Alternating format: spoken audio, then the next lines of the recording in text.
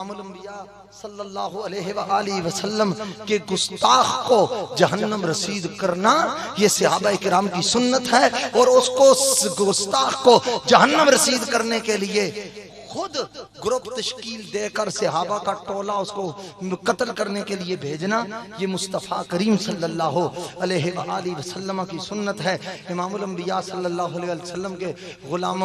حضرت علامہ ابن حجر رحمۃ اللہ تعالی علیہ نے الدرر الکامنہ کے اندر نقل کیا ہے کہ جب تاتاریوں کا زور تھا اور انہوں نے مسلمانوں کی گردنیں کاٹ کر کھوپڑیوں کے مینار بغداد میں تقسیم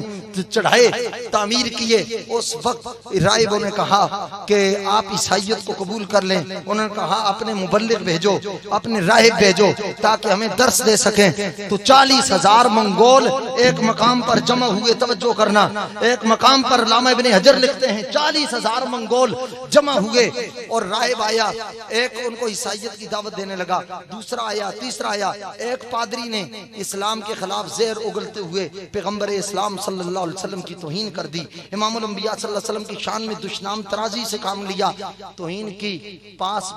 بندہ ہوا بانس کے ساتھ ایک کتا تھا، اس نے زنجیر توڑی اور اس پر حملہ آور ہو گیا۔ جو ہی اس کے اوپر حملہ آور ہوا، منگولوں نے پکڑ کر اس کو واپس کھینچ لیا، تھوڑا بہت اس کو زخمی کیا، باندھ دیا۔ کسی نے کہا تو نے نبی پاک صلی اللہ علیہ وسلم کی توہین کی ہے، مسلمانوں کے پیغمبر کی توہین کی ہے، رب کے یار کی، مدینے کے تاجدار کی، امت کے غمخوار کی توہین کی ہے۔ اس لیے اس کتے کو جوش آیا، اس نے کہا نہیں، میں نے زور بیان میں اپنا اشارہ ایسے کیا، اس کی فطرت ہوتی ہے کہ سوچا شاید اس کو کوئی پتھر مار رہا ہے، اس وجہ سے زنجیر توڑ کے یہ حملہ آور ہو گیا۔ اس نے کہا اگر ایسی بات ہے تو پھر دیکھ لو۔ اس بدبخت نے پھر بدبختی کا مظاہرہ کرتے ہوئے امام الانبیاء صلی اللہ علیہ وسلم کی توہین کی، آپ کی شان اقدس و اطہر و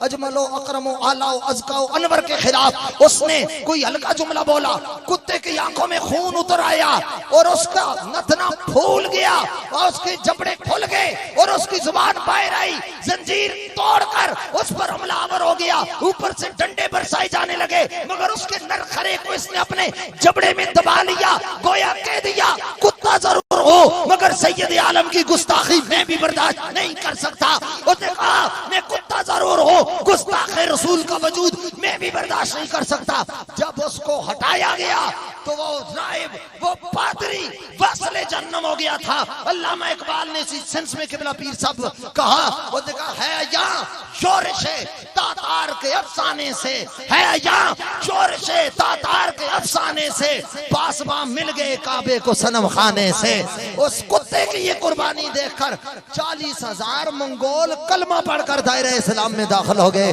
میں اتنا آخر میں کہنا چاہوں گا، اگر ایک کتا نبی کی عزت پر پیرا دے تو 40,000 بے ایمانوں کو ایمان مل جاتا ہے۔ اگر نبی کا عاشق پیرا دے، نعت پڑھنے والا پیرا دے، درود پڑھنے والا پیرا دے، عشق مصطفیٰ رکھنے والا پیرا دے، میلاد منانے والا پیرا دے، نبی کی عزتوں کے نعرے لگانے والا پیرا دے، یا رسول اللہ تیرے چاہنے والوں کی خیر کے نعرے لگانے والا پیرا دے، تو پھر کتنا کرم ہوگا، کتنی مہربانی ہوگی، کتنی عطا ہوگی۔ صدیوں میں نور جائے گا اس شیر مرد کا، اب بن گیا ہے ہر ایک کا دلدار قادری۔ ہم علی